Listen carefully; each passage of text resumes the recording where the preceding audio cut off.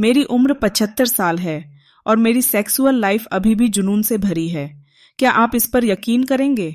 आज के वीडियो में मैं आपको महिलाओं की कामुकता के बारे में कुछ कम ज्ञात रहस्य बताऊंगी जो आपके अंतरंग रिश्तों को पूरी तरह बदल सकते हैं, चाहे आपकी उम्र 50 हो या मेरी तरह 70 साल। स्क्रीन पर नजर रखें क्योंकि मैं ऐसी शक्तिशाली तकनीकें साझा करूंगी जो समय से पहले स्खलन को रोक सकती हैं और आपकी सेक्सुअल लाइफ को एक नए स्तर पर ले जा सकती हैं। मैं वादा करती हूं, अगर आप मेरी सलाह को ध्यान से सुनेंगे तो आपका रोमांटिक जीवन उस ऊंचाई को छुएगा जिसकी आपने कभी कल्पना भी नहीं की। शुरू करने से पहले चैनल को सब्सक्राइब करें ताकि आप स्वास्थ्य और सेक्सुअल वेलनेस की उपयोगी टिप्स न छोड़ें। अगर यह कंटेंट आपको पसंद आए तो इसे फैलाने के लिए लाइक करें और कमेंट में एक लिखें अगर आप इससे जुड़ाव महसूस करते हैं, या 0 लिखें अगर आपके पास सुधार के लिए सुझाव हैं। अब मुझे पूछने दें, क्या बुजुर्ग लोग सेक्स करते हैं? सचमुच कहूं तो हाँ, बिल्कुल, और यह कोई अपवाद नहीं है। New England journal of medicine के अनुसार 70 साल से अधिक उम्र के 41% पुरुष और 21% महिलाएं अभी भी सेक्सुअली सक्रिय हैं। सोचिए, 50 से 60 साल की उम्र में ये आंकड़े और भी ज्यादा हैं। यह दिखाता है कि अगर आप जानते हैं कि इसे कैसे जलाए रखना है तो वह जुनून की लौ कभी बुझने की जरूरत नहीं है। मैंने खुद यह अनुभव किया है और मुझे यकीन है कि आपने भी सोचा होगा, क्या मैं और कुछ कर सकता हूं? जवाब है हाँ। ध्यान से सुने, क्योंकि उम्र बढ़ने के साथ हमारे शरीर बदलते हैं और यहीं से जादू शुरू होता है। जब पुरुष 50 की उम्र तक पहुंचते हैं तो वे नोटिस करते हैं कि उनके टेस्टोस्टेरोन का स्तर कम हो रहा है। वह हार्मोन जो पहले इतना शक्तिशाली था अब धीरे धीरे कम होता नजर आता है। मन में सवाल उठता है, क्या मैं अभी भी सक्षम हूं? दूसरी ओर महिलाएं योनि में सूखेपन का सामना करती हैं, जैसे कोई अनचाहा मेहमान जो अंतरंगता को मुश्किल बना देता है। लेकिन यकीन मानिए, यह अंत नहीं है। मैंने यह सब अनुभव किया, हताशा महसूस की, लेकिन समाधान ढूंढ लिया। दवाएं मदद कर सकती हैं, न लुब्रिकेंट वाकई एक छोटा सा चमत्कार है। कभी कभी सही जगह पर एक हल्का सा स्पर्श आपके दिल की धड़कन को फिर से तेज कर सकता है। क्या आपने कभी अपने पार्टनर की जांघ के अंदरूनी हिस्से को धीरे से सहलाया है? उम्र के साथ हमारी त्वचा पतली और अधिक संवेदनशील हो जाती है और यह एक हल्का सा स्पर्श ही है जो उन भावनाओं को जगा सकता है जो बहुत समय से खोई हुई लगती थीं। मुझे आज भी वह पहला मौका साफ याद है जब मैंने इसे नोटिस किया। कुछ भी साबित करने की जल्दी नहीं है, बस धीरे चलें, हर पल को महसूस करें और अपने शरीर को अपना साथी बनने दें, दुश्मन नहीं।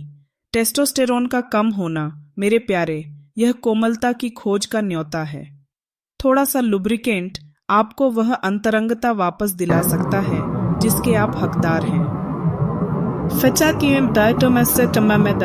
50 की उम्र के बाद सेक्स सिर्फ शरीर की बात नहीं है।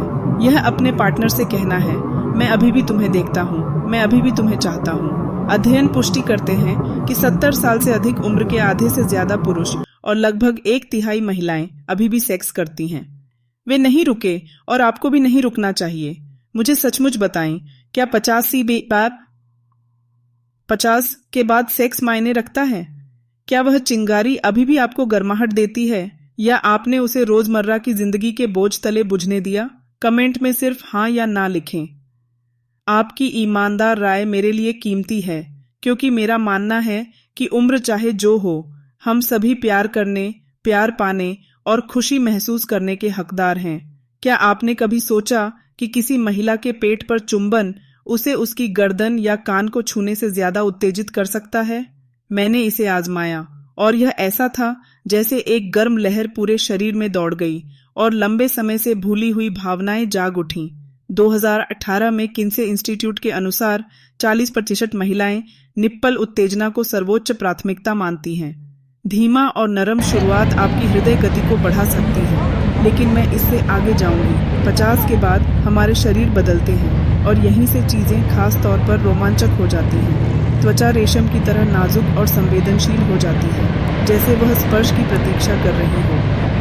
क्या आपने कभी अपने पार्टनर की पीठ के निचले हिस्से या जांघ के अंदरूनी हिस्से पर हल्के से उंगलियां फेरी हैं? ये क्षेत्र अक्सर नजरअंदाज हो जाते हैं और यह कितनी शर्म की बात है। मुझे वह पहला मौका याद है जब मैंने ऐसा किया, सामान्य जगहों पर नहीं बल्कि पीठ के निचले हिस्से पर। मेरे पति अचानक पलटे। उनकी आंखें चमक रही थीं, जैसे मैंने कोई ऐसा दरवाजा खोल दिया हो जिसे हमने सालों से नहीं खोला था। 50 के बाद हम अक्सर सोचते हैं कि हमारा शरीर हमें और आश्चर्यचकित नहीं करेगा, लेकिन यह सच नहीं है। हर चुंबन, हर स्पर्श एक नई कहानी बयान करता है। सामान्य स्क्रिप्ट से हटें, रीढ़ पर उंगलियां फेरें, जांघ के अंदरूनी हिस्से को छुएं और जादू को होने दें।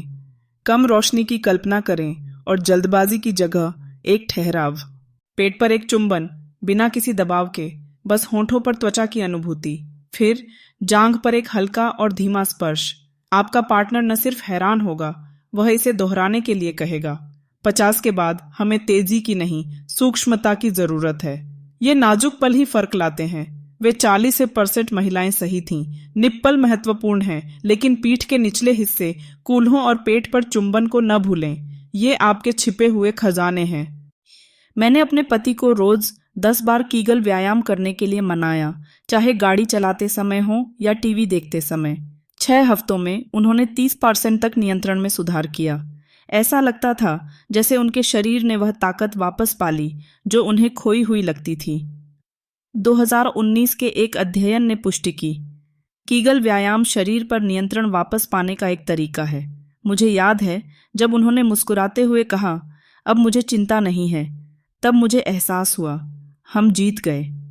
समय से पहले स्खलन दुश्मन नहीं है। यह एक संकेत है कि आप जितना सोचते हैं उससे ज्यादा कर सकते हैं। कल्पना करें कि आप अपने प्रिय के बगल में लेटे हैं, स्थिति को नियंत्रित करते हुए। स्टॉप एंड स्क्वीज तकनीक आपको 10 अनमोल सेकंड देती है और कीगल एक मूक वादा है। हर संकुचन कहता है, अब मैं इस पल को नियंत्रित करता हूँ। 38% पुरुषों ने स्टॉप एंड स्क्वीज से नतीजे हासिल किए, कीगल के साथ एक तोहफा। और आप क्या चुनते हैं? कमेंट में लिखें, एक स्टॉप एंड स्क्वीज तकनीक के लिए, 2 कीगल के लिए। क्या आपने कभी सेक्स टॉयज को हल्का फुल्का माना? मैंने भी। जब तक मैंने आजमाया नहीं, तब मुझे एहसास हुआ यह मजाक नहीं है। ये भरोसेमंद साथी हैं जो सब कुछ बदल सकते हैं। लव हनी के 2019 के डेटा के अनुसार 52% महिलाएं सेक्स टॉयज का इस्तेमाल करती हैं। मैंने सोचा क्यों नहीं, खासकर 50 के बाद, जब शरीर बदलता है और सूखापन बिना बताए आ जाता है। मैंने एक छोटा सा वाइब्रेटर आजमाया और यह ऐसा था जैसे अंधेरे कमरे में रोशनी जल गई। कोई शर्मिंदगी नहीं, कोई दर्द नहीं, बस आनंद। कल्पना करें, इतनी छोटी सी चीज आपको आपके पार्टनर के साथ फिर से तालमेल में ला देती है। 50 के बाद हमें रुकने की जरूरत नहीं, हमें बस नई चीजों की जरूरत है।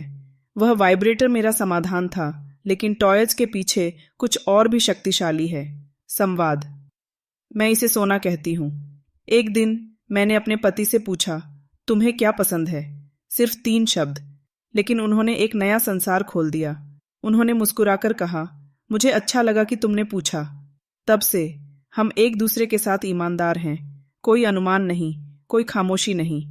क्या आप जानते हैं कि 82% जोड़े जो अपने इच्छाओं के बारे में खुलकर बात करते हैं, बिस्तर में संतुष्ट महसूस करते हैं?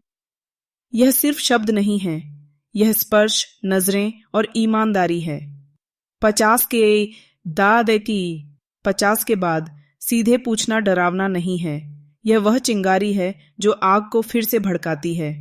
मुझे याद है जब मैंने पहली बार उनके साथ वाइब्रेटर इस्तेमाल किया, मुझे डर था कि वे मुझे ठुकरा देंगे, लेकिन मैंने पूछा, क्या तुम इसे आजमाने को तैयार हो?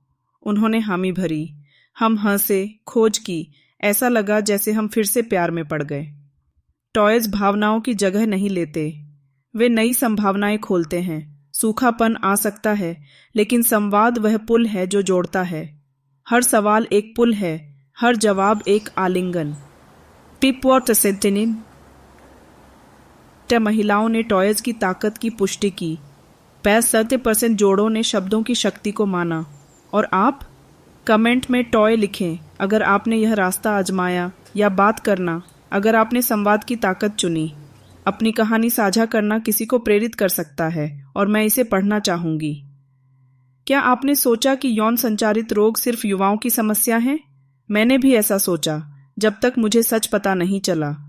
बीमारियां उम्र नहीं पूछती। 2007 से 2017 तक 50 से अधिक उम्र के लोगों में क्लैमाइडिया के मामले 2 गुने हो गए। मैं हैरान रह गई। मुझे लगता था कि 50 के बाद सब कुछ सुरक्षित है, लेकिन जिंदगी आश्चर्य देती है। तब मुझे समझ आया, आपको हमेशा खुद और अपने पार्टनर की रक्षा करनी होगी। कंडोम सरल है, इसे लगाने में 5 सेकंड लगते हैं। आपकी सुरक्षा के लिए 5 सेकंड। मुझे याद है जब मैंने पहली बार अपने पति को कंडोम दिया, वे थोड़ा शर्माते हुए हंसे, लेकिन बोले, तुम सही हो, बेहतर है सावधानी बरतें। तब से यह हमारा एक शांत आदत बन गया। लेकिन यौन स्वास्थ्य सिर्फ संक्रमण की बात नहीं है, यह अपने आप की देखभाल करने की बात है। यहाँ तक कि हाइड्रेशन भी मायने रखता है। मैंने इसे कम आंका जब तक मैं थकान महसूस नहीं करने लगी। मैंने पाया कि पानी रक्त प्रवाह को बेहतर करता है और ऊर्जा देता है। सब कुछ जुड़ गया।